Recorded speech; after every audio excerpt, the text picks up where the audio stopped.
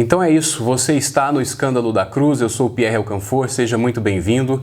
Hoje a gente ficou com a missão aí de terminar o capítulo 5 do Evangelho de Marcos. Então espero que você goste, fique conosco, segura aí.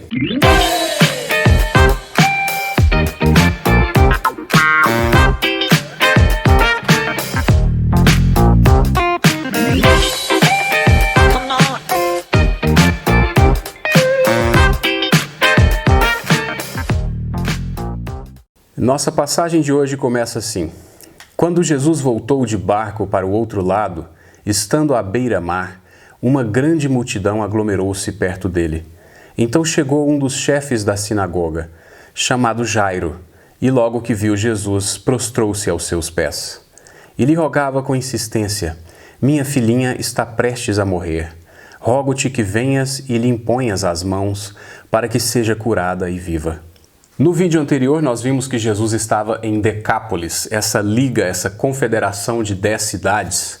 Então aqui ele desembarca em Cafarnaum, vindo a leste do Jordão, então ele vem e desembarca ali em Cafarnaum.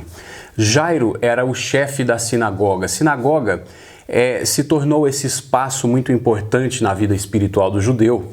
E isso aconteceu quando os judeus foram levados cativos para a Babilônia. Então eles perderam o templo, eles perderam esse espaço onde eles faziam seus sacrifícios, adoravam a Deus. Então a sinagoga surge como esse recurso, esse espaço onde o judeu praticava a sua vida espiritual. Sobretudo oração e a leitura da lei, E você tem Jairo, que é o chefe dessa sinagoga, a pessoa responsável por organizar e conduzir a liturgia nesse lugar. E ele então vai em direção a Jesus em busca de uma cura para sua filha. Até esse momento era apenas uma cura. E eu gosto muito de analisar o perfil das pessoas que foram tocadas por Cristo, as pessoas que foram tocadas pela graça de Cristo. Eu gosto de analisar o perfil dessas pessoas, o que elas fizeram, como elas eram, que tipo de características elas tinham. E nós vamos fazer isso sempre que a gente tiver a oportunidade aqui no canal. Jairo, como você pode perceber, era alguém que estava disposto, que estava aberto a reconhecer a sua necessidade, a confessar as suas limitações e, acima de tudo, tinha uma grande fé em Cristo Jesus. Eu acredito que se você fizer esse estudo, muito cedo você vai chegar à conclusão de que as pessoas que eram tocadas por Jesus, que tinham um relacionamento com Jesus e saíam transformadas desse relacionamento, eram pessoas que tinham essa autoconsciência, consciência da sua fragilidade, da sua precariedade, da sua impotência e, sobretudo, uma grande fé em Cristo Jesus, uma fé no poder de Cristo para curar, para salvar. Você vai sempre ter esses dois elementos, autoconsciência e fé em Cristo. Mas vamos seguir. A partir do verso 24, lemos: E Jesus foi com ele. Uma grande multidão o seguia e o comprimia. Estava ali uma certa mulher que por 12 anos sofria de uma hemorragia. Ela havia sofrido muito nas mãos de vários médicos, tendo gastado tudo quanto possuía, sem obter melhora alguma. Pelo contrário, piorava. Tendo ouvido a respeito de Jesus, veio por trás dele, no meio da multidão, e tocou-lhe o manto. Pois pensava: se tão somente tocar-lhe as vestes, serei curada. Sua hemorragia estancou imediatamente, e ela sentiu no corpo que já estava curada do seu mal. Jesus logo percebeu que dele havia saído o poder. Então virou-se no meio da multidão e perguntou: Quem tocou as minhas roupas? Os seus discípulos lhe disseram: Vês que a multidão te pressiona e perguntas: Quem me tocou? Mas ele olhava em redor para ver quem havia feito aquilo. Então a mulher, atemorizada e trêmula, ciente do que lhe havia acontecido, foi, prostrou-se diante dele e contou-lhe toda a verdade. E Jesus lhe disse: Filha, a tua fé te salvou. Vai-te em paz e fica livre desse teu mal. Curioso que Jesus realiza esse milagre enquanto ele está a caminho para realizar outro, Ele está a caminho para curar a filha de Jairo e nesse interlúdio aparece essa mulher com hemorragia, essa mulher com fluxo de sangue. E eu quero que você seja transportado a esse contexto dessa mulher para que você seja capaz de entender pelo que ela passava. Uma mulher com fluxo de sangue, com hemorragia frequente, ela estava cerimonialmente impura de acordo com a lei. Então essa mulher estava não só cerimonialmente impura, como também socialmente. Tudo que ela tocasse se tornaria impuro. A cadeira onde ela se sentasse, a sua cama, os objetos que ela tocasse e as pessoas também que ela encostasse, que ela tocasse ali, essas pessoas se tornariam impuras. Então, tente compreender a solidão, o isolamento, o desprezo que essa mulher vivia há 12 anos, né? Por 12 anos ela vinha enfrentando essa situação. Nós aqui em casa passamos essas 2, 3 semanas com o Covid, né? E aqui a gente já pôde experimentar um pouquinho do que é ter uma doença que causa medo, que causa pânico nas pessoas, né? As pessoas fogem de você, elas se afastam com medo. Nem mesmo entregadores de supermercado querem passar ali na sua casa para deixar alguma coisa. Então, nós experimentamos um pouco esse isolamento com essa doença que nós tivemos. E essa mulher está passando por isso. Há 12 anos ela vive essa situação. Ela não vive uma vida muito diferente daquela que nós estudamos em vídeos anteriores, dos leprosos da época, né? Os leprosos também tinham essa característica de isolamento, de desprezo, de medo, e a pessoa se via completamente solitária. E isso com certeza afeta toda a vida da pessoa, a sua autoestima, né? A sua autoimagem. Isso é uma coisa muito séria. Então nós temos essa mulher que procura Jesus. E mais uma vez, se fizermos aquela análise do perfil dessa mulher, nós veremos que é muito semelhante ao que nós já estudamos a respeito de Jairo. Essa mulher tem plena consciência da sua impotência, da sua precariedade, da sua situação difícil, e ela tem plena fé em Cristo Jesus. Fé no poder de Cristo para salvar. Então, mais uma vez, autoconsciência, fé em Cristo. E essa fórmula vai se aplicar ao que nós conhecemos como conversão. É claro, aqui é uma autoconsciência da doença, né, da precariedade, da impotência, mas isso se aplica facilmente ao conceito da conversão. A conversão é simplesmente essa autoconsciência da nossa condição pecaminosa, da nossa distância em relação a Deus, e a pessoa se volta então em arrependimento dessa condição, se volta do pecado em arrependimento e se volta para Cristo em fé. Então esse movimento volta em arrependimento do pecado em direção a Cristo em fé é o que nós chamamos de conversão, e é o que nós já vemos de forma embrionária aqui nesses personagens. Ninguém que tenha sua autoconsciência comprometida vai dar o segundo passo, que é buscar a Cristo em fé, buscar a Cristo como Ele é, né? Não como você pensa que Ele é. Então, buscar a Cristo em arrependimento, buscar a Cristo para o perdão dos pecados, para um novo relacionamento com Deus, para uma transformação completa, isso só pode surgir a partir da autoconsciência da nossa precariedade espiritual e, no caso aqui, também física. No verso 31, os discípulos parecem ridicularizar a pergunta de Jesus, né? Jesus pergunta: quem me tocou? E os discípulos falam: bom, você tem uma multidão te comprimindo, te pressionando, como assim quem me tocou? Né? Todos te tocaram.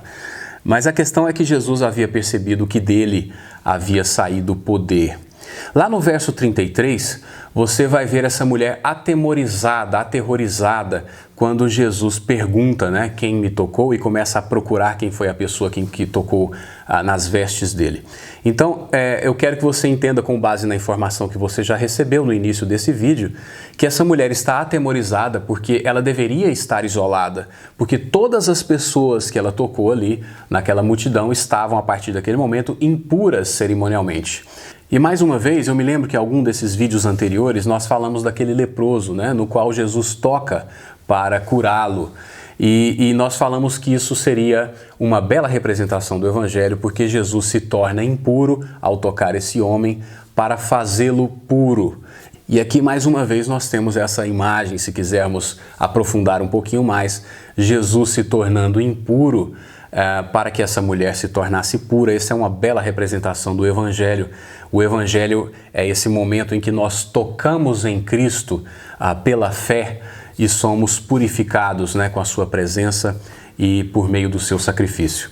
Aliás, existe uma passagem muito interessante em Apocalipse, capítulo 7, versos 13 e 14, que fala desse movimento de nós nos tornarmos puros ao tocar a Cristo pela fé, a fé no seu sacrifício. Vamos dar uma olhada lá. Então um dos anciãos me perguntou: quem são e de onde vieram estes que estão vestidos com túnicas brancas? Eu lhe respondi: meu senhor, tu sabes. E ele me disse: estes são os que vêm da grande tribulação e lavaram as suas túnicas e as branquearam no sangue do Cordeiro.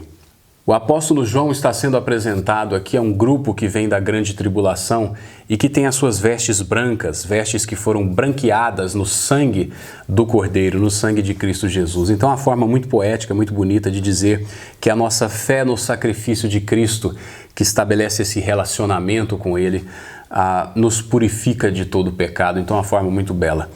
Agora, mais uma vez, eu gostaria que você tivesse cuidado com essa expressão de Jesus: filha, a tua fé te salvou. Nós já falamos sobre isso, mas convém repetir. Não é a fé sozinha, né? No verso 30 você tem muito claro que Jesus disse que saiu o poder dele. Muitas pessoas tomam essas passagens e entendem que o mais importante é a fé, independente no que. Já tratamos disso, eu quero só lembrar, porque essa é uma das passagens usadas para justificar essa postura, né? Esse posicionamento em relação à fé. Então, essa mulher, ela tinha fé em Cristo e o poder saiu de Cristo. Quem cura e quem restaura é Cristo em resposta à fé. Então você não pode desvincular esses elementos, né? Trabalhar a fé sem o objeto ao qual ela é direcionada. Você não pode trabalhar com a fé sozinha.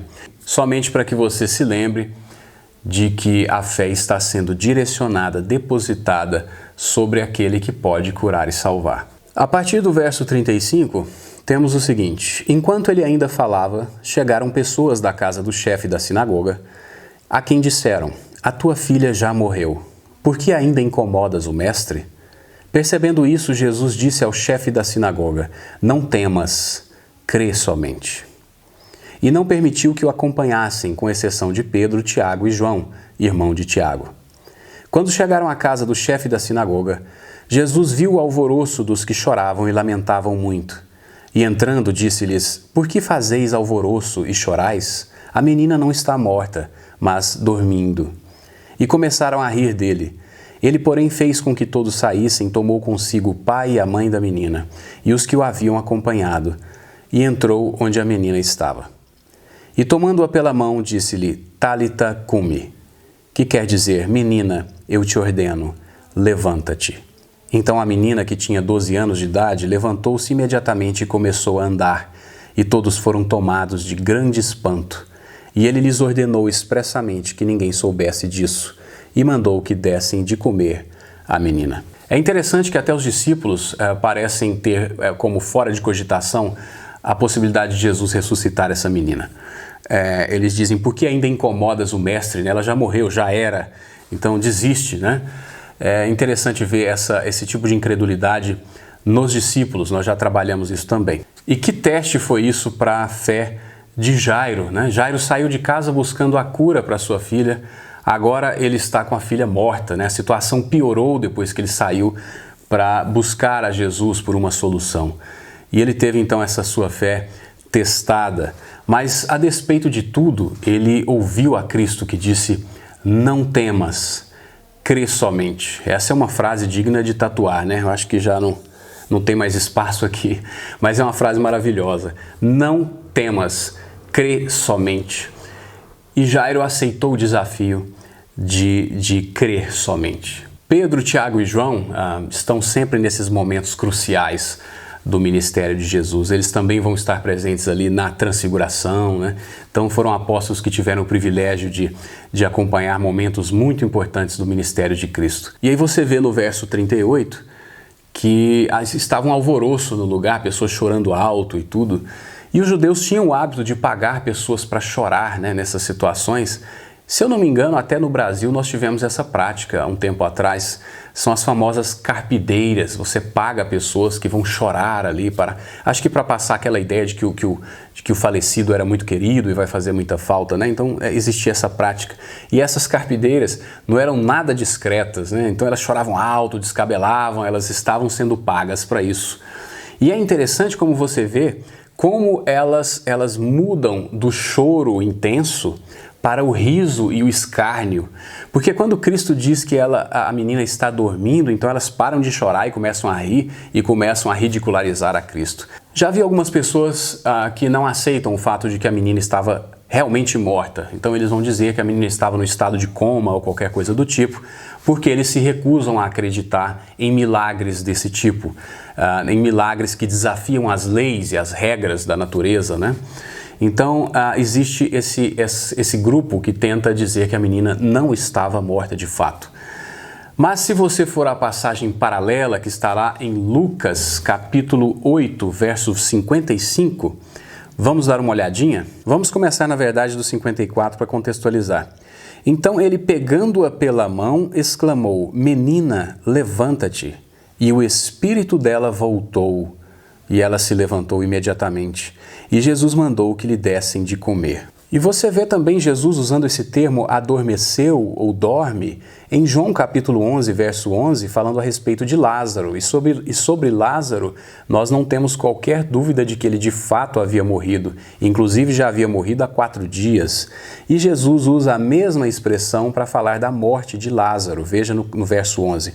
E tendo dito isso, acrescentou: "Nosso amigo Lázaro adormeceu, mas vou despertá-lo do sono." Continuando, e os discípulos lhe disseram: "Senhor, se ele está dormindo, ficará bom." Jesus havia se referido à morte de Lázaro, mas eles entenderam que ele falava do sono. Então Jesus lhes disse claramente: "Lázaro morreu." Então não é muito sábio você recorrer à expressão dorme ou adormeceu para tentar amenizar o fato de que a pessoa está morta. Se você quiser ler um pouco mais da história de Lázaro, fique à vontade, você vai ver que não há dúvidas de que Lázaro estava de fato morto.